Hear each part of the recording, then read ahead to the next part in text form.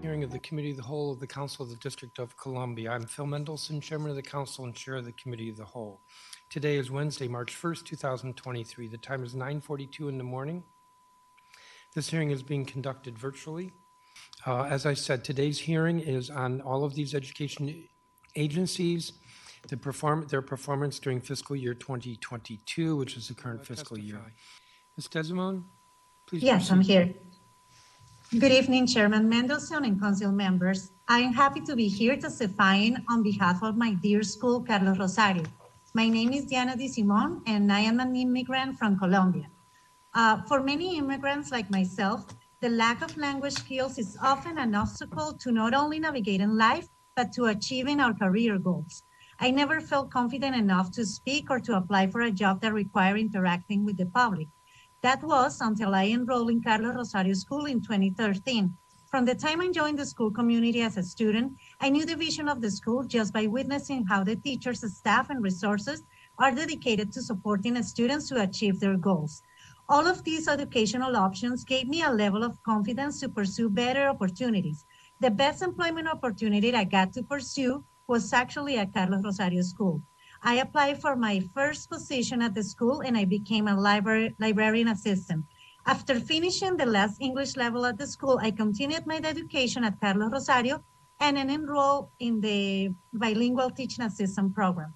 As I worked with different teachers and programs at the school, I witnessed how technology was essential in the English learning process and also an important tool to make students' lives better. Then the pandemic happened, and the need for technology proficiency grew to a level we never imagined. Suddenly, teachers, staff, and students needed to use computers to continue all aspects of our educational programming. Many students would have stopped their studies without the efforts of the school. So many of our students do not have laptops of their own, much less know how to navigate the different educational platforms. The school created summer classes for students to help them learn the new technology skills they needed and even provided internet access so they would not have any barriers to being able to attend classes. After 3 years of learning and making adjustments to ease the technology divide for our students, the school created the digital literacy tutors position. My work with our adult learners makes the difference between whether they are or not able to access online job applications, enroll their children in school, sign up for healthcare insurance, or learn vital skills to keep them safe online. These skills are also useful for daily living and improve students' job skills. My new role has given me the chance to give back to the community, which was a lifeline for me as a new immigrant. My favorite part of my job is seeing how technology opens a whole new world for students. As their skill grows, their confidence grows, and their desire to try new things grows. Many times they surprise themselves with how much they learn in a single semester. Thank you so much for this opportunity to speak with you today and tell you about my experiences in my life and work that are so important for the adult learners of the city. Thank you so much. All right, thank you. Hello, Chairman Mendelson and council members. Thank you for allowing me to provide my testimony today. My name is Mr. Zalali and I am from Ethiopia. I am a digital literacy tutor at Carlos Rosario Charter School and graduate of IT Fundamental Program. I came to Washington, D.C. in 2007 at the age 19 years old. When I came here, I had very high expectations for life. I did not realize everything was going to be different from my life back home.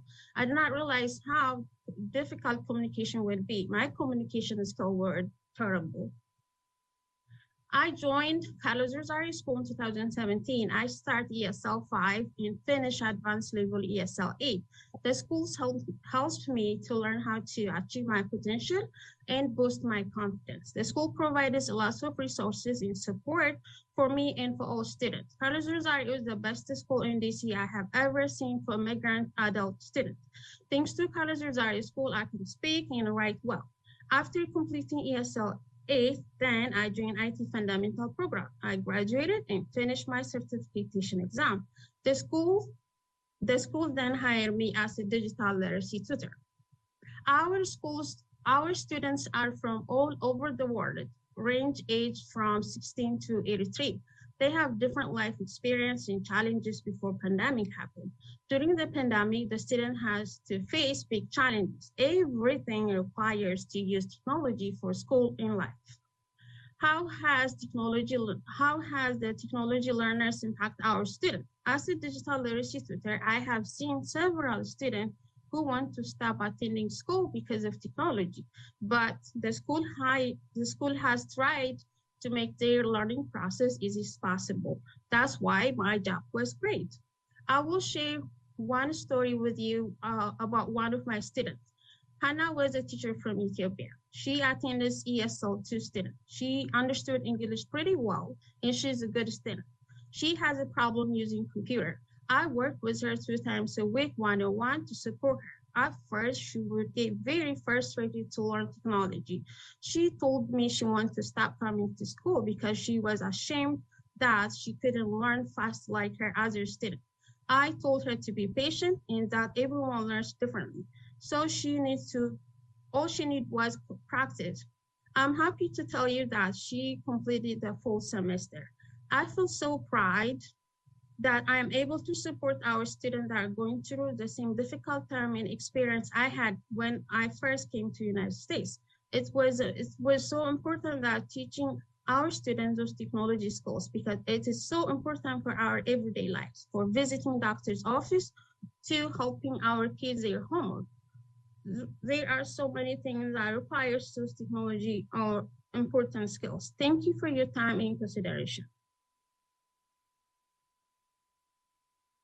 Thank you, Ms. Zalali. Yes, we can hear you. Awesome. Thank you so much for this opportunity to testify, and it's a pleasure to meet you, Councilmember Parker. As you said, my name is Holly Ann Friso Moore. I am the Chief Academic Officer for the Carlos Rosario Public Charter School, and I am myself an immigrant as the students that I have the pleasure of serving. I understand firsthand how critically important it is to have the city's investments in its adult population. And before serving as Chief Academic Officer for our school, I was a classroom teacher for more than a decade. Today, the Carlos Rosario School serves over 2,000 students from 60 different countries who speak 40 different languages. Our programs are highly effective, and today thousands of our graduates are in the workforce, buoyed by the skills and credentials they've gained at our school. Today, our graduates are nurses at the Washington Hospital Center, teachers, ECS, and business owners. Despite the challenges of the pandemic, we had almost 800 graduates complete career certifications and our most advanced levels of ESL over the 1920, 2021, and 21-22 school years. With my testimony today, I'd like to emphasize the seismic technological shift of the post-pandemic ecosystem that our adult learners and our school exist within, and the ways that all adult schools have rapidly retooled to meet the new needs of our learners and the workforce.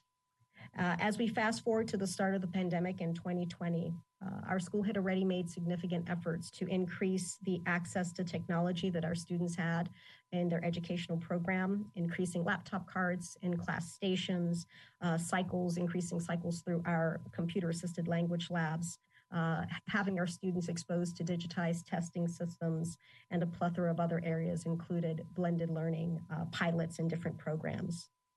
Yet we found that we were woefully unprepared for the scale and the speed at which the change occurred and what would be required to maintain our educational programs and support our adult learners to navigate a completely digital world.